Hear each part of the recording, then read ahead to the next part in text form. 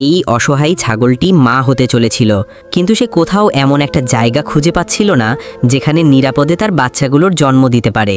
তার সময় খুবই কম ছিল। হঠাৎ করেই তার পেটে তীব্র ব্যথা শুরু হয়। সে যন্ত্রণায় কাতর হয়ে একটি বাড়ির সামনে বসে পড়ে, কিন্তু সেখানকার লোকেরা তাকে ডান্ডা দিয়ে মারতে শুরু করে। অসহায় ছাগলটি ব্যথা আর কষ্টে কাঁদছিল।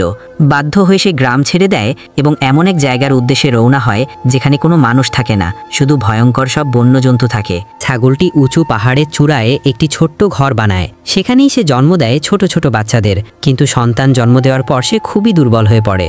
ওদিকে বাচ্চাগুলো ক্ষুধায় কাঁদছিল। ছাগলটি শেষ শক্তি একত্র করে বাচ্চাদের খাবার আনতে যায়। ঠিক তখনই এক সিংহ তার উপর আক্রমণ করে।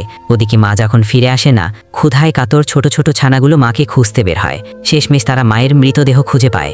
নিরীহ বাচ্চাগুলো কাঁদতে কাঁদতে বলে, মা উঠো না, আমরা তো এখনো কিছু খাইনি। কিন্তু মা আর কখনোই উঠবে না। ছানাগুলো ফুপিয়ে ফুপিয়ে কাঁদতে থাকে, কিন্তু এখন আর কিছুই করার নেই। তবে আপনি চাইলে এই মায়ের জন্য একটা লাইক আর সাবস্ক্রাইব করতে পারেন।